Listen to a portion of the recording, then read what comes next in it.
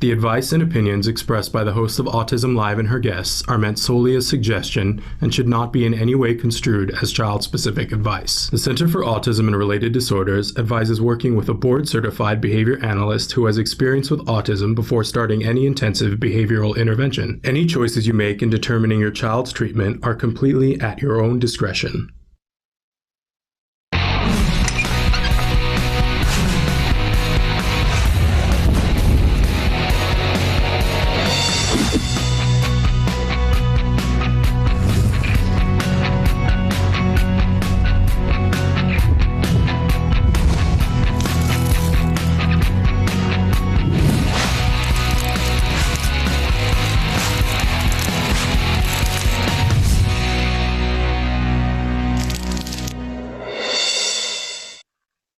Good morning and welcome to Autism Live. I'm Shannon Penrod and we're coming to you live right now from my house in Los Angeles.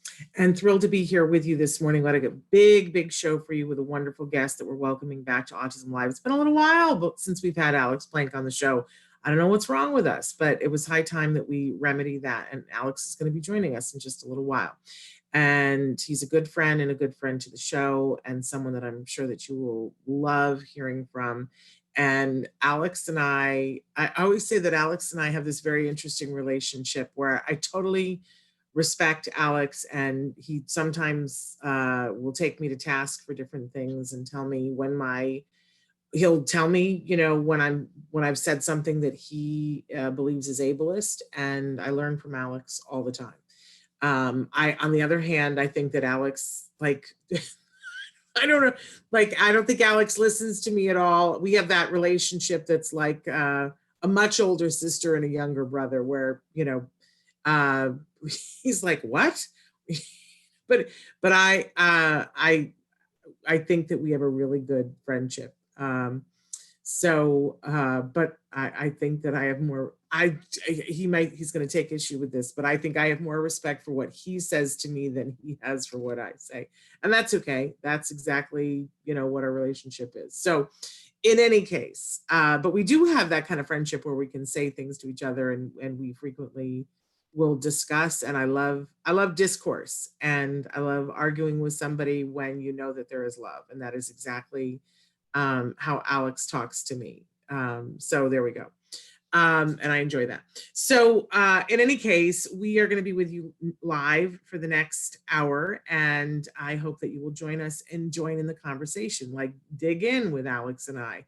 And if you like to stir the pot, send in questions that you think will stir the pot, and we'll try to make the best of it. So there are lots of different ways to participate. Let's talk about what some of those are. Right now, we're live on YouTube. We are live on Facebook. We are live on Periscope, live on Twitter, and live on our homepage, which is autism-live.com. Now, later on, all of those places will still be running a recorded version of the show, and we will also podcast to iTunes, to Spotify, Deezer, and iHeartRadio. So how about that? And they are free, and we are free in all of those places, free downloads on iTunes, because we're here. One of the things that I've been talking about a lot the last couple of days is intention. Our intention here is to give you information and inspiration. So it's not enough to just throw some ideas at you, right? We're hoping that we inspire you to do the things that you need to do for yourself to help you get to the next level. Now, when I say you, we are always talking to the larger autism community. This is, of course, individuals who are on the autism spectrum. We hope to be a resource and a place for information and inspiration for those individuals, but we also welcome the larger autism community, which is all the people who love someone on the spectrum, because I'm one of those people, and I want to make sure that my friends and family that are on the autism spectrum get the respect, the dignity, the opportunity, as my friend Joanne Laura would say, a seat at the table, a seat at the table. And that means employment and opportunities to love who you love. And that means the opportunity to live in a place that is safe and where you feel is your home, all of those things and many, many more. And so that's what we're here about on the show. And if you ever feel like your voice is not being heard on the show, please speak up, because that's exactly what we're trying not to create. I would love for all of you to feel that a part of your story is being told here on Autism Live. And if you don't feel like that's happening, please don't sit back. Write into us. Tell us what story you would like for us to be telling. We listen, and we're here for you. So we take those kinds of things on advisement. Now, I sort of mentioned this, but I always like to say that we have experts always on the show. And I count Alex Plank absolutely as an expert, and thrilled to have an opportunity to talk with him in a few minutes. I'm not an expert. I want to be abundantly clear. I'm just the facilitator here. My place in this community is that I am someone who loves folks on the autism spectrum. I had a son who was diagnosed at the age of 2.5, and he wasn't the first person with autism that I'd ever met, wasn't the first person with autism that I'd ever loved. But he was a conduit for me to learn about a lot of things that had never occurred to me before. And I'm still learning. I'm forever going to be a student. And it's important to me to be a good student, but it's also important for me to make sure that those of you who are looking for answers have a place to at least ask the questions. And then we will try to track down answers whenever we can. Sound good? You know what I always say, we get there together. We hold virtual hands and si se puede, right?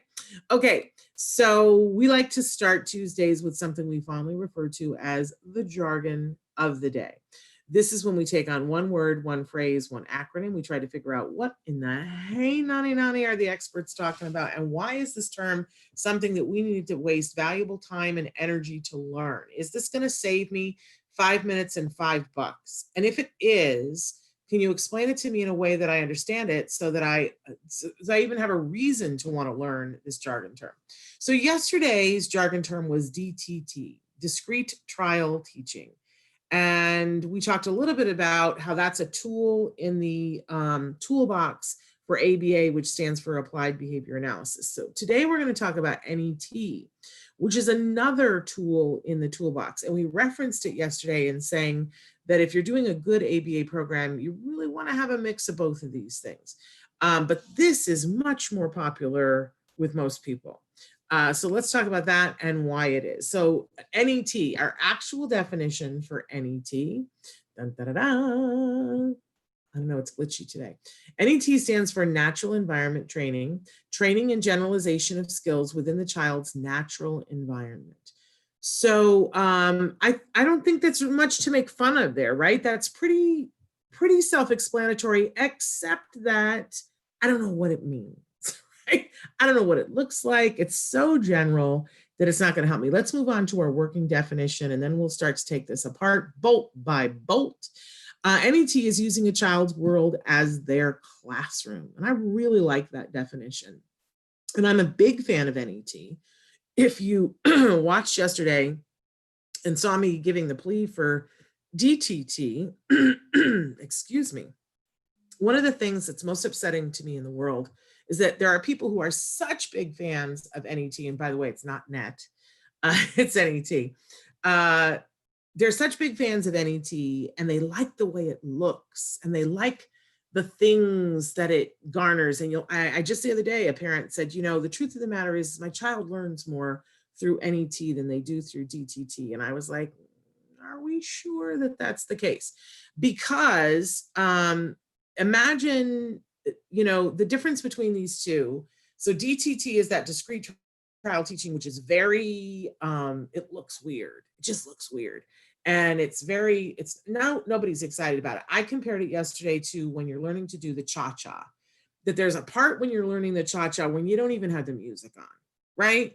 And you're learning, okay, and they maybe even have the footprints on the floor, and they're like, okay, so we're going to count. And you're going to go 1, 2, 3, 1, 2, 3. No, we're going to slow it down even more. 1, 2, 3, 1, 2, right? That is not the fun part of learning the cha-cha. But if you just throw somebody in and put the music on and go, okay, we're going to cha-cha, some people will be able to pick it up. But some people have 2 left feet and they're not going to be able to pick it up, right? So, but the fun part that we videotape is when the person can actually do it, right? And the music is playing and it's theirs now, and they're like, I am dancing the cha-cha, right? But if somebody has a hard time learning how to dance, we're probably going to start with the footprints on the floor. In fact, if you've ever been to a dance class, you walk into the studio and they don't start music right away and the footprints are on the floor. So the DTT is the part with the footprints and no music. And the NET is when we turn on the music and we start to play a little bit, right? So for our kids on the autism spectrum, if we're trying to teach a child anything, or a teenager or an adult, anything, right? If we're trying to teach somebody who isn't on the spectrum, even, right?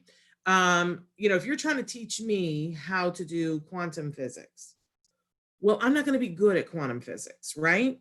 So you are not going to take me out directly out into the world and have me, working at the NASA space station doing quantum physics. You're just not going to have me do that, because or put me in a classroom with people of that caliber. I'm not going to learn it, right? But you're going to sit down maybe with a pen and a piece of paper, and you're going to start to draw some things out for me as you explain, right? Same thing when we're trying to teach a child how to speak, for instance. Let's say that we're just trying to get a child to say the sound a vase, right? That's not even the best example. I'm trying to think of, let's say I'm trying to teach what a dog is. That's a much better one. So I've got a child who's on the autism spectrum, and they've been around dogs and they didn't pick up the word dog or what the concept of a dog is. They're not really paying attention to it, right? But I want them to have this concept in their lives. So I may start at the table with a picture of a dog, because dogs, if I have a real dog there, it's going to lick them, and we're going to get into a whole bunch of sensory things, right? Which I want to do eventually. But right now I just want to teach the concept of a dog. So I might have a picture of a dog, a drawing of a dog, and I set it on the table, or I might have a 3D figure and I set it on the table, and I might say to the child, touch dog, and then help them and I go, yes, it's a dog. It's a dog. Yay, it's a dog, right? And we celebrate that. And then we might compare dogs to other things, right? But eventually, if we're really going to teach dog, we need to have it be a dog that's alive, that's there, that maybe first we point to it on the sidewalk and we go, what is it? And the child says, dog. And we go, yes, it's a dog, right? And then maybe we have we go to a place where maybe Aunt Beth has a dog in their house, and we go, it's a dog. And we might even at that point call it a doggy, because sometimes people call it a doggy, right? And we would pet the doggy and talk about, like, dog has the tail and the dog has the ears, right? So some kids can learn just with NET, but a lot of our kids on the autism spectrum need the DTT first. And a lot of times parents go, well, I don't like the way the DTT looks. Nobody does. Just get over it. No, honestly, nobody likes the way it looks. Nobody wants you to end up doing the cha-cha with the little things on the floor either. Let's be honest. It's just a part of teaching till you can get to the NET. Now, if you are doing some sort of therapy that is only doing DTT and you're never getting to the good part where you're petting the dog and it's a real dog and they're saying dog in real life, then you're dealing with somebody who doesn't know what they're talking about. But little DTT in the beginning and NET to seal the deal, and then we're learning with all the pistons. So I love me some NET. I absolutely do, but I really love it when the child is, or the teenager or the adult has had some DTT beforehand, so that by the time they get to the NET, they can enjoy the moment. You turn on the music and you cha-cha, right? That's what I'm talking about, learning and cha-cha. Okay, moving on. We always have a question of the day. And our question today has nothing to do with cha-cha, although maybe it does. Who has been the greatest teacher in your life? Who has been the greatest teacher in your life? I gotta say, for me, I've had a bunch of great teachers in my life. Can I say that my parents were great teachers? I had a great-grandmother, great-grandmother, she was my great-grandmother, who lived with us, who was a great teacher in my life. I had great teachers in the classroom. I had some really amazing teachers in the classroom. And as an adult, I've had some people who I've considered teachers people that, some people that I've never met. I will say that I thought Madeline L'Engle, who wrote A Wrinkle in Time, I felt that she was one of my personal teachers growing up and when I was a young woman. And I got to meet her for a brief millisecond to tell her that before she passed away. And I'm incredibly grateful. But I'm going to be honest, I think that Oprah has been one of my great teachers, and I've not gotten to meet Oprah yet. But it's on my bucket list, but I know that if I ever get to meet Oprah, it will be the boohoo city. You know what I mean? She calls it the ugly cry. Woo, I don't know if I could handle it. But she's been a great teacher in my life. And I've had tons of friends. Joanne Laura was a great teacher in my life.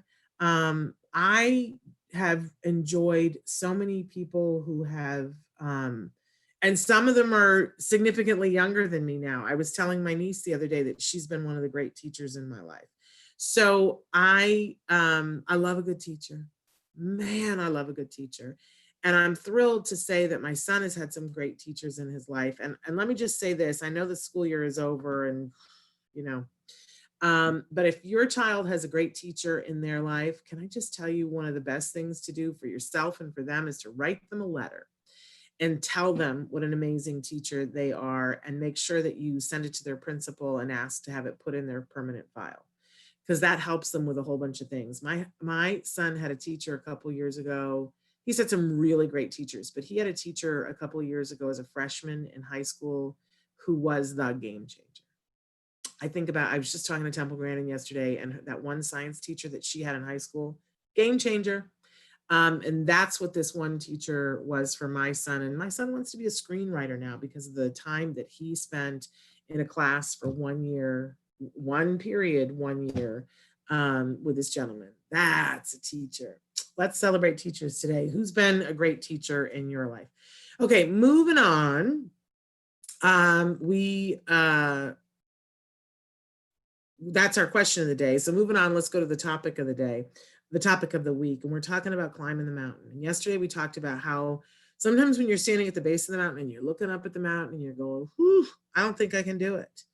And I think that that's a rational way to feel when you're on the base of the mountain. So what do? You pick up your stuff and you start heading up the mountain. And something happens when you're on the mountain because you're forced to focus on what's in front of you. And that's something that we're constantly talking about here on the show, that you got to have the picture in your mind of getting to the top of the mountain. That's important, but you got to focus on where you are and what's going on, what is in the now. And everybody's got mountains to climb, and you may have more than anybody else you know. And if that's the case, I'm sending you a hug today.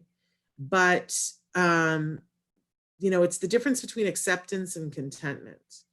At a certain point, you got to accept that you got a mountain to climb, right? You don't have to be content with it. And you can, decide how you want to climb the mountain, right? But it's important to accept that you're climbing the mountain. Speaking of my friend Oprah, I remember when there was the whole big court case, when she met Dr. Phil. In fact, there was the whole big court case, and she had to move her entire production of her show to Texas for months, because she had to go to court every day, and then they were filming at night, and it was really, really hard for her, and she couldn't believe that this was happening to her.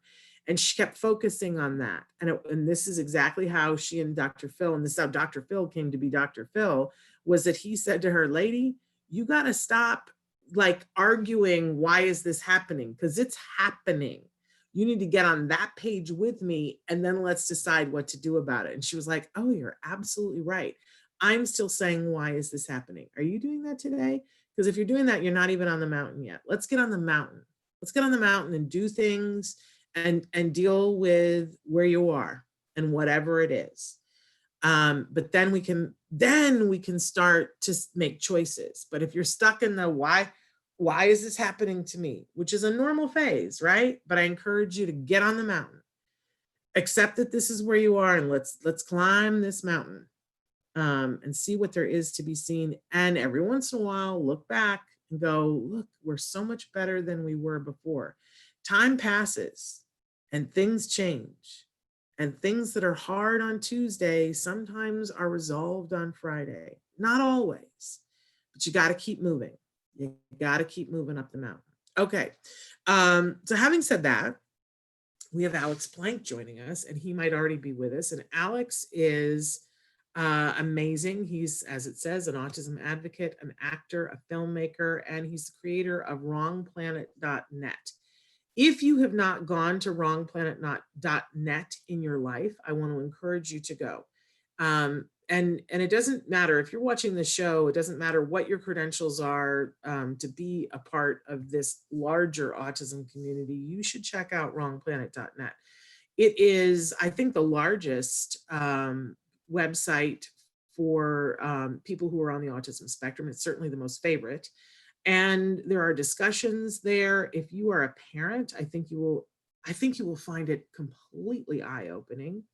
If you are a therapist or a caregiver or a teacher, I think you will be blown away.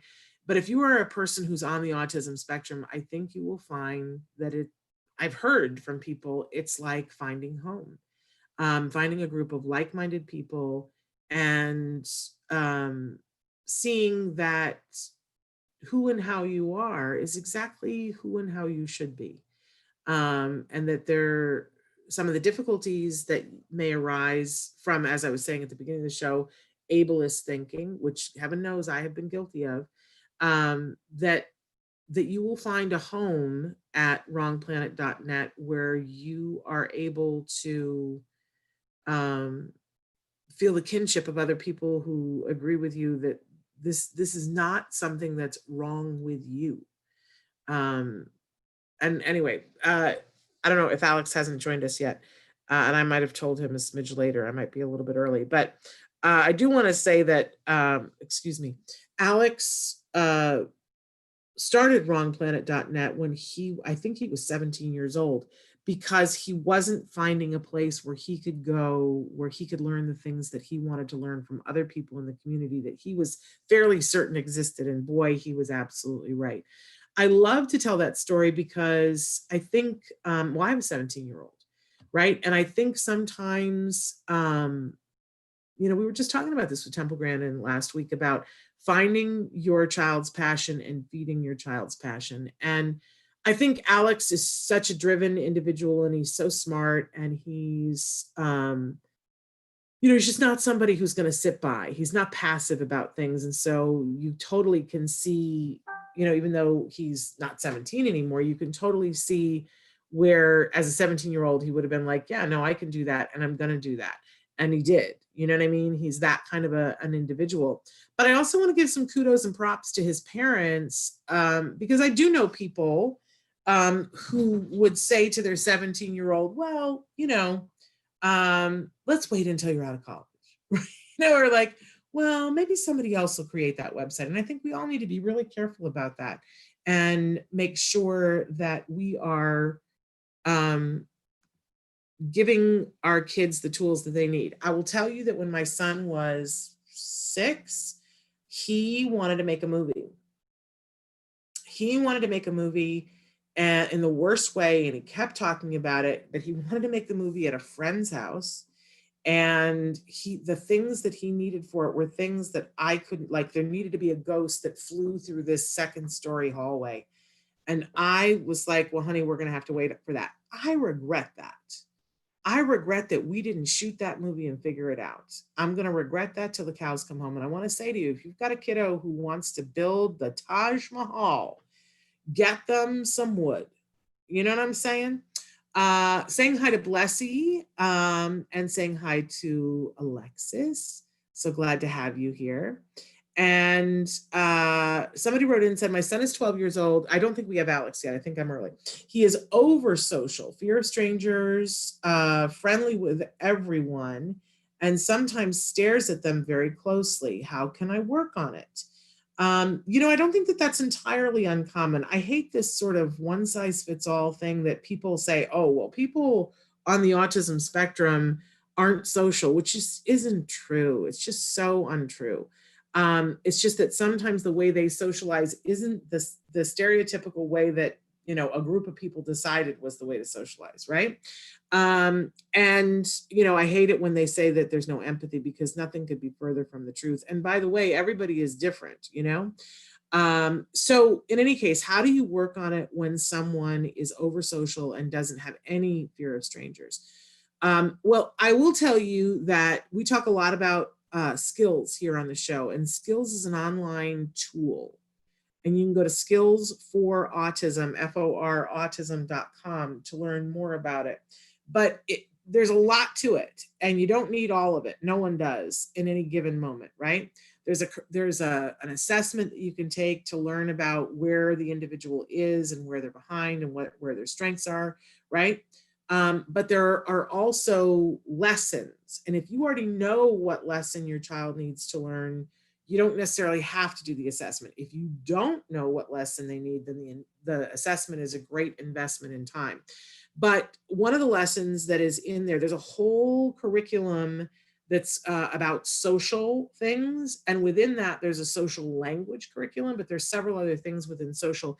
And one of the things that's in there, I believe it's in the social curriculum, it might be in cognition, but it's called levels of friendship. And it defines for kids, just like if you were to slice open a tree and see all the rings in a tree, that, we all have friends in our lives, right? But we have people that we're super close to. There's like people who we could walk into their houses without knocking, right? But that's not everyone. So it really helps them to define, who are your closest friends and what are the rules with those friends? And then, what's the next thing out?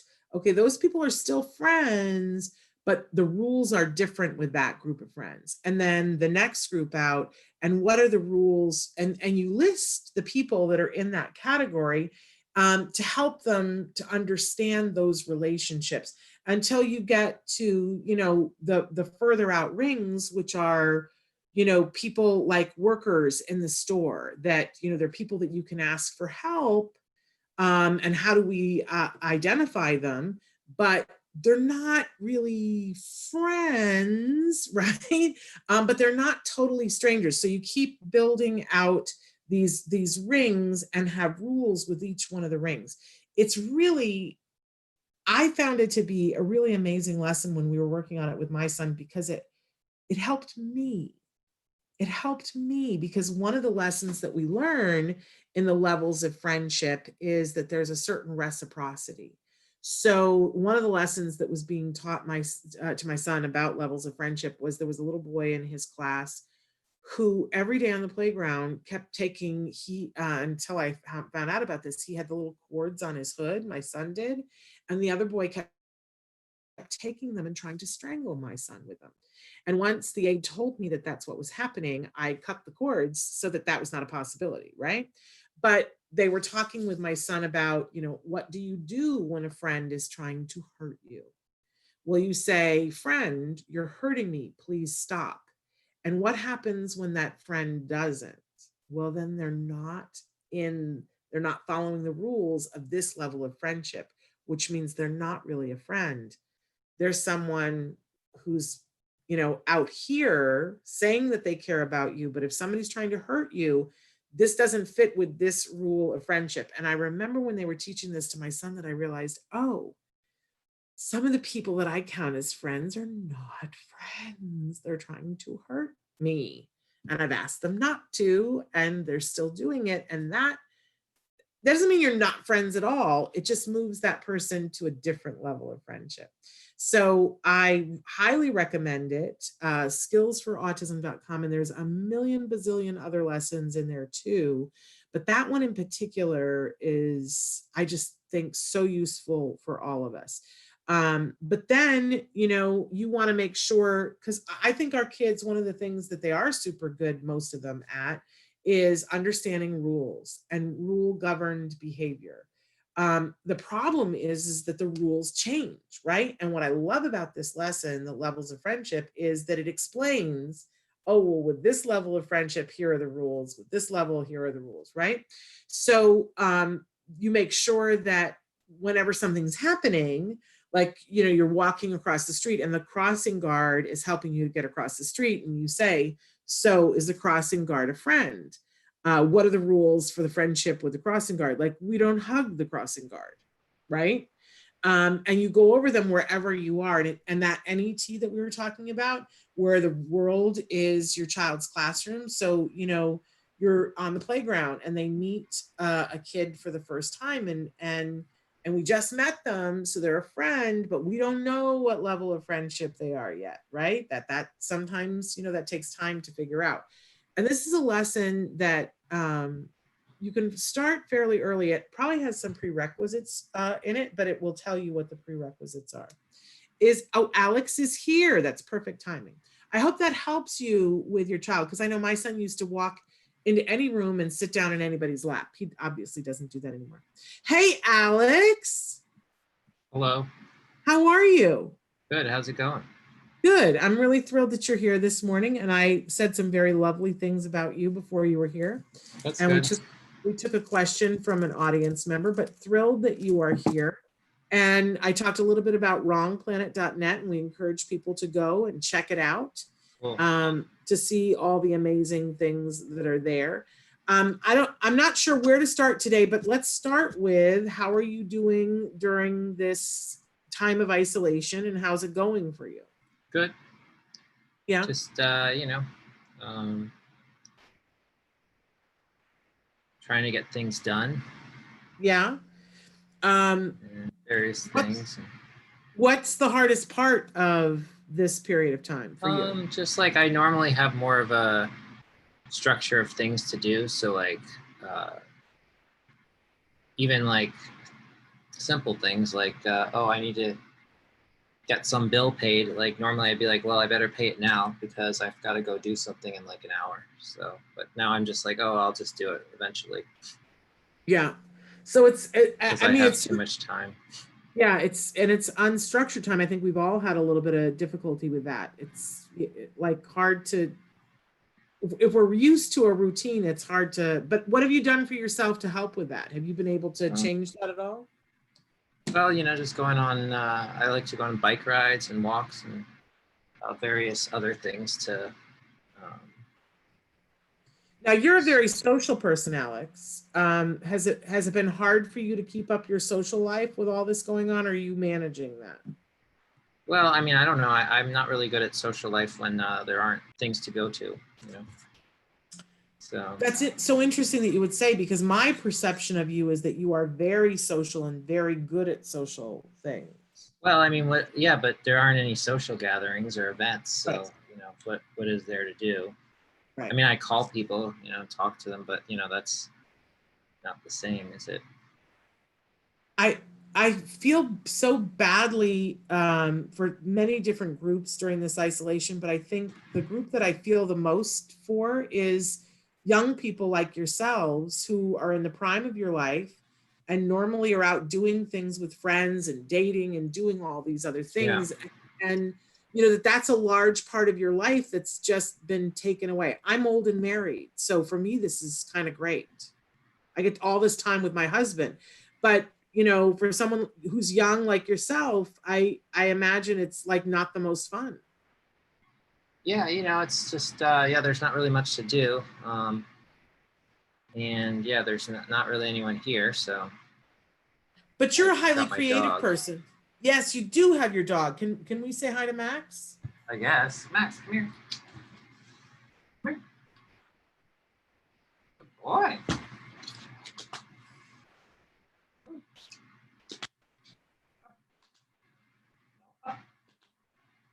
And if he doesn't want to, it's okay. It's just, he's such a beautiful dog.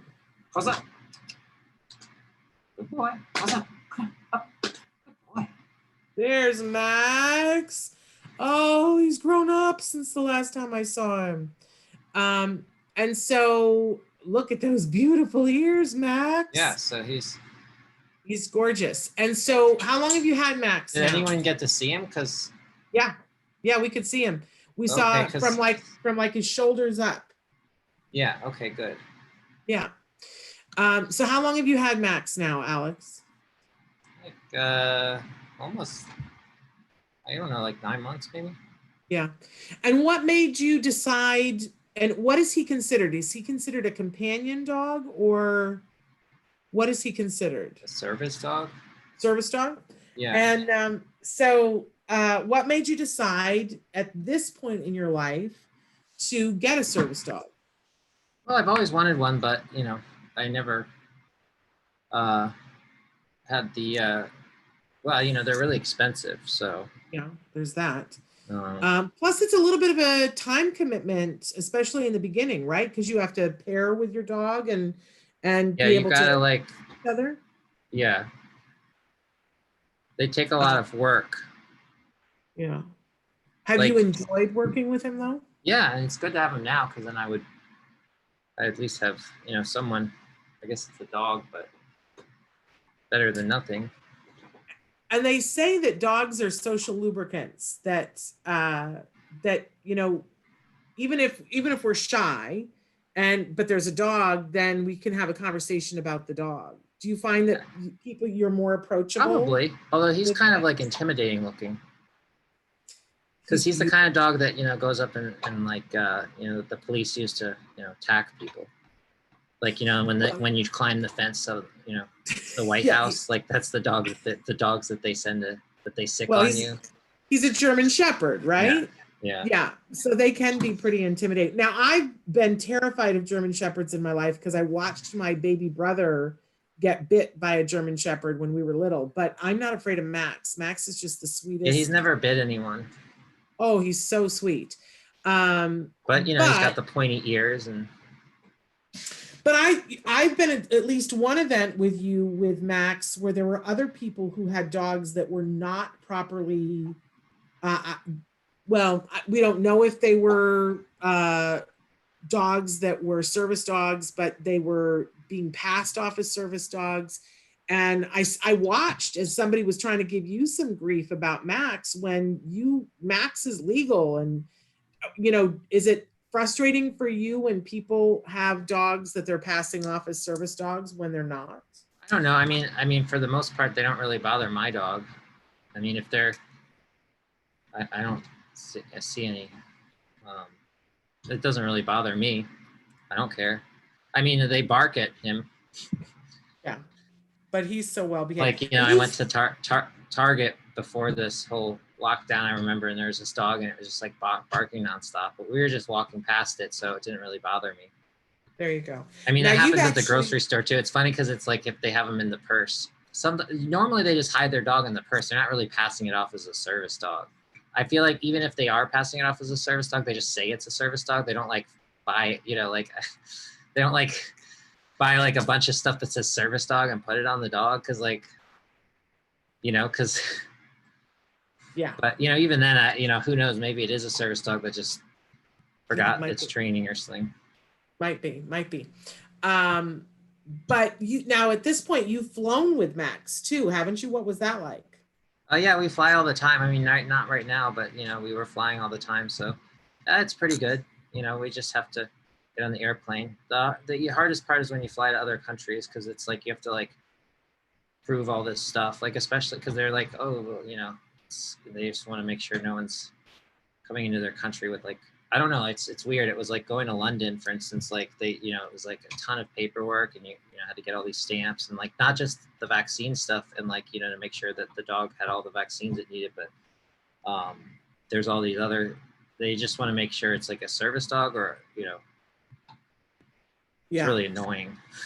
Now, but does he get to be on the plane with you? Like, does he get his own seat? Do you have to pay for a second seat? He doesn't What is sit that? on a seat. He's a dog. He lies on the ground. So, yeah, but he With his takes up own seat. space. So I would think it like he sits on the floor in the aisle. Where does he sit? Let me see if I have any pictures, but like, I don't know. He sits on the ground in the. Like, what are you at the bulkhead where there's a little bit more leg room? Oh yeah, I always sit in the see. front row. Got So it. you know, like let me see if I have any pictures of that. And like, what happens if the person sitting next to you is allergic to the dog? Then they just move them. Well, yeah, I mean, you know, they just find someone else that isn't allergic to dog. I mean, normally though ideally I wouldn't have anyone sitting next to me, but yeah, sometimes if they're allergic to a dog, they would just move to a different area, I guess. You've never had that kind of problem though? Um, have I ever had that kind? No, I mean, I saw someone else said that they're afraid of dogs, but they were sitting next to some other dog. I don't think it was a service dog though. I think it was just like a pet in a box or something. Got it. So you started to say before you're trying to get some stuff done, and I know that you're this highly creative person who's constantly doing things and creating, and you have gotten some stuff done during this isolation. Just various, I'm just, trying to write my own projects and like, nothing that I, want to talk about, but I've also been, just trying to, do various, I don't know, like auditioning for things that are out there. Like, but the problem is there's not much going on. So it's like sort of hard, But you arranged a gathering, a protest. What was it? The flashlight. Oh yeah, I did like a flashlight protest that the news came and covered. Talk about that. We just had the neighborhood people showing flashlights in the air, in sort of remembrance of George Floyd, with everything that's going on. I thought that was a cool thing, and the NBC came and covered it. And why flashlights? Well, that's my special interest, but that's like other people were doing it too. Like, I didn't come up with the idea, so. But that is your special interest. Yeah. Usually I've got tons of flashlights. Well, I've shown you a lot of flashlights. I don't have any. That's okay. You don't have to show us any. Usually you show us at least one flashlight. Yeah. For people who don't understand, when you say special interest, what do you mean by that? Do people not understand what a special interest is on your show? I think that there are some people who don't get it. I got to be honest, Alex, that I think that, I think one of the overall comments that sometimes parents will make is that they'll be concerned that their child they'll say that they're stuck on something or they perseverate on something. And they think it's something that they have to be worried about. But you're talking about it in the special interest category, and maybe shed a little bit of light on that so that parents aren't worried about. Was that a flashlight joke? No. Oh, because you said shed a little light on it. That was unintentional, but I'm glad that you caught that. I think that it's important to foster your kids' special interests and to allow them to focus on those things, because those things can become careers or become things, and plus it's gives people joy. A lot of people try to get them to stop. How old were you when flashlights? Just recently. I mean, I have like various different special interests. They come and go, or not really go, but some I'll get a new one that's more of my special interest for the moment. Well, and I think like anything, I think it's important for us to realize that we all have things that go in and out, that we go, okay, I'm really interested in this right now. I have a friend whose son got really interested in Poland for an entire year. Like, he couldn't get enough researching about Poland and everything about Poland. And eventually he moved on to another country. But I loved that mom got into it with him, and then they went to Poland. Instead of being like, why is he stuck on Poland? Why not be stuck on Poland? I like it when we look at those things as positive. And as you said, sometimes it becomes the thing that you go in. Now, you didn't turn flashlights into a career. No. But you don't have to. It's just something that you got passionate. Yeah, I mean, people have hobbies in general. It's oftentimes I think it's important to engage with whatever you're passionate about. But what would you say to a parent who's worried because their 14-year-old is still interested in Thomas the Tank Engine? I don't know. I mean, why are they worried about Thomas the Tank Engine? I think that's the right. I mean, it's not. Is there like a controversy surrounding Thomas the Tank Engine that I wasn't aware of? No, not at all. It's just that sometimes parents get concerned that their teenager is still interested in something that's a 5-year-old toy. Is it And I for don't, 5-year-olds? I always yes. thought Thomas the Tank Engine was for like various ages. Well, I think that trains, I mean, you know, Mandy Patinkin is a train aficionado and has an entire building where he has built out a train set. And you know, he's older than I am. So I think it can be for people of Yeah, all age. I mean, Thomas the Tank Engine though is, I guess the show is not really that geared towards adults, but you know, trains, lots of adults are into trains. Elevators is a big thing. I find that fascinating. Was that ever a thing for you, elevators?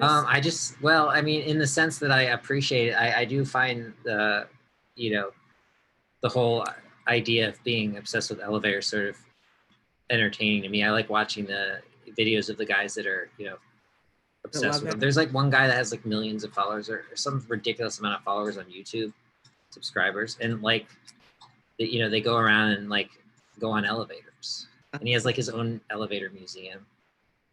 I love it. With like parts of elevators, you know, and they'll ride elevators everywhere and just be, you could tell how excited they are about them. Was there anything when you were a kid that you just were really focused on that your mom or dad was worried about? Worried about? Yeah. Or were they just cool about it?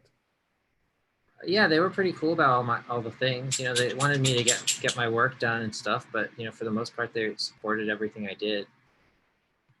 I think that's part of, you know, why I'm successful and balanced life. And yeah, even amongst this isolation period, we had several people who were writing in and saying, hi, Alex and Max, and so nice to meet you. And they said, what a great idea for a protest. Somebody said, my son, as I said, it wasn't my idea. Someone else posted it and I was like, okay, I'll do that. And then the news came and filmed it. They did it at Dodger Stadium too. They shined like, you know, searchlights into the air.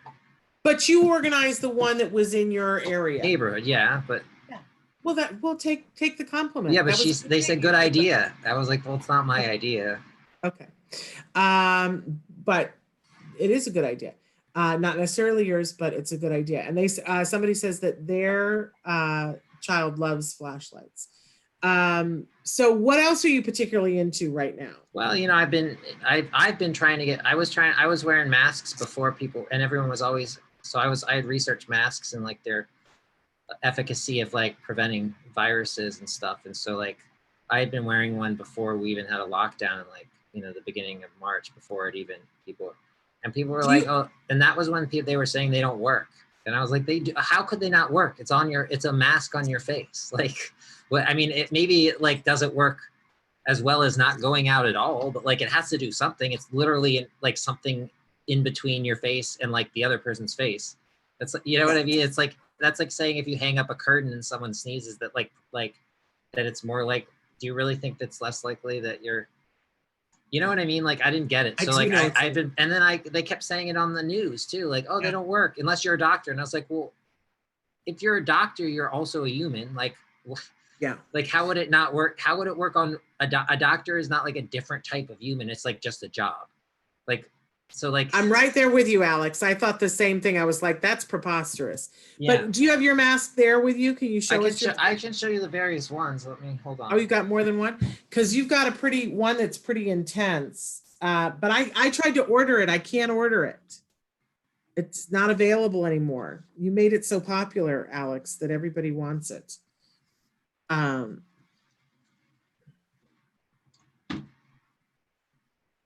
right.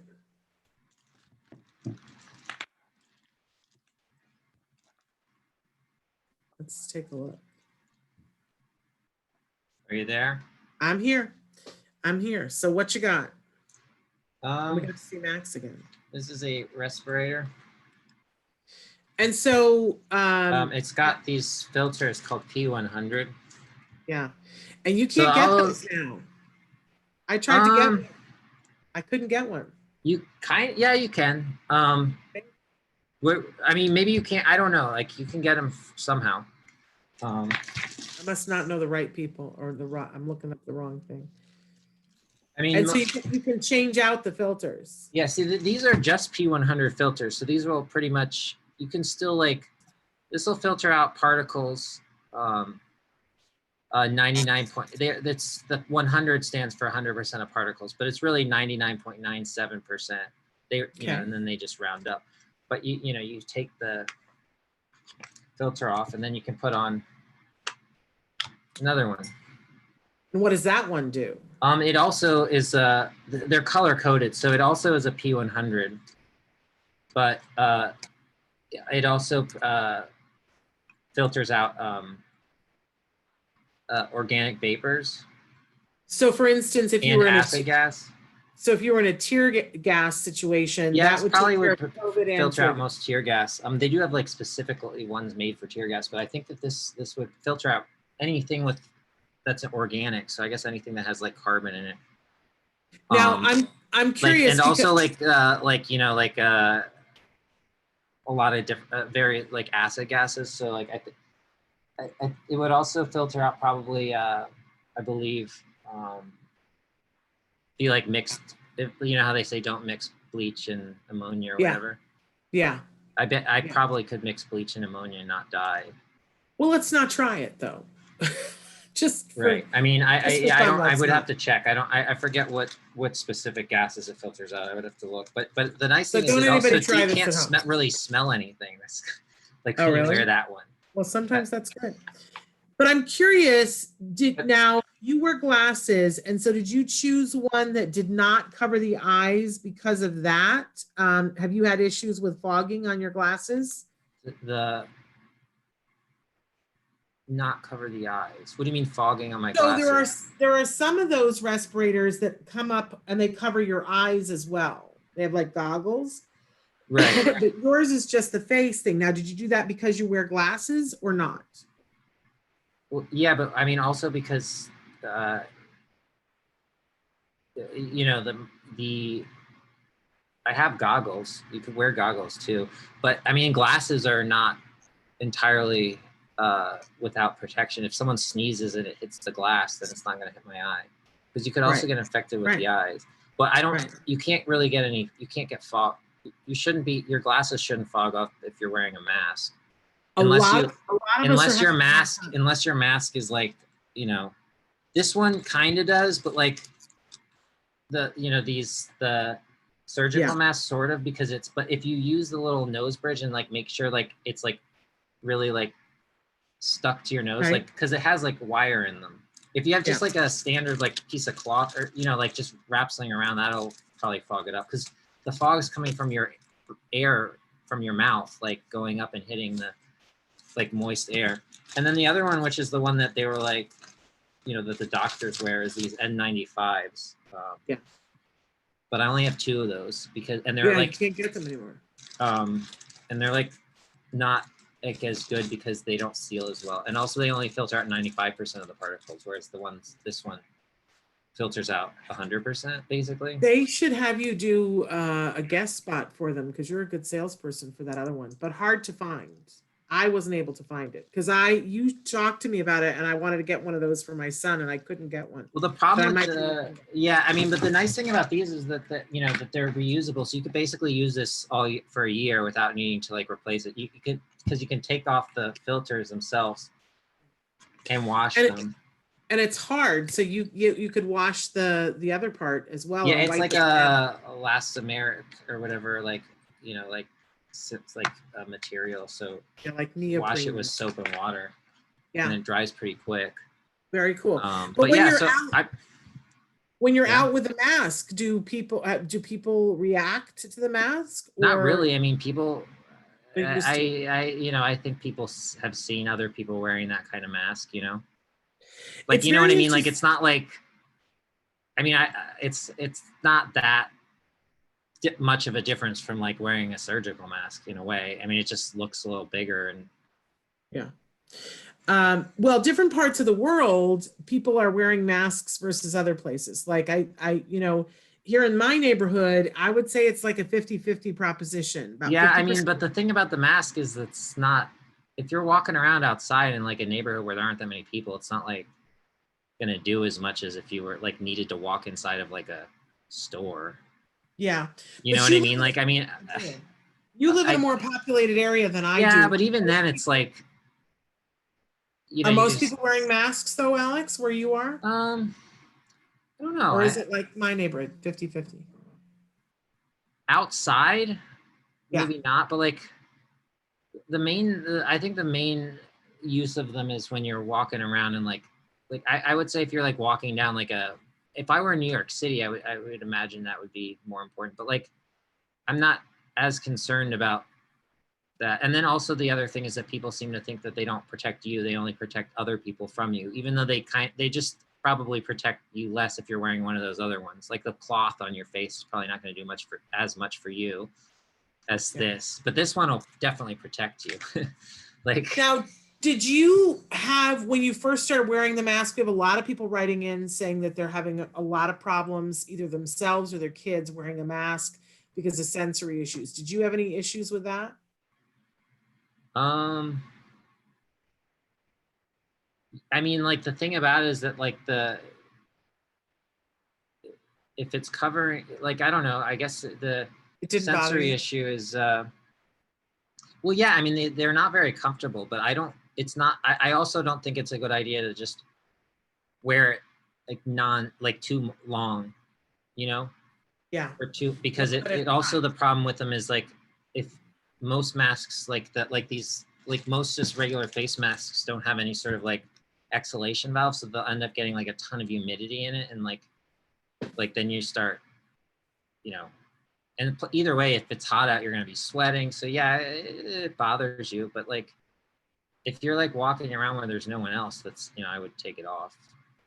And then what about the beard and the mustache? Does that make it harder to get the seal on the mask, or is it make it hotter?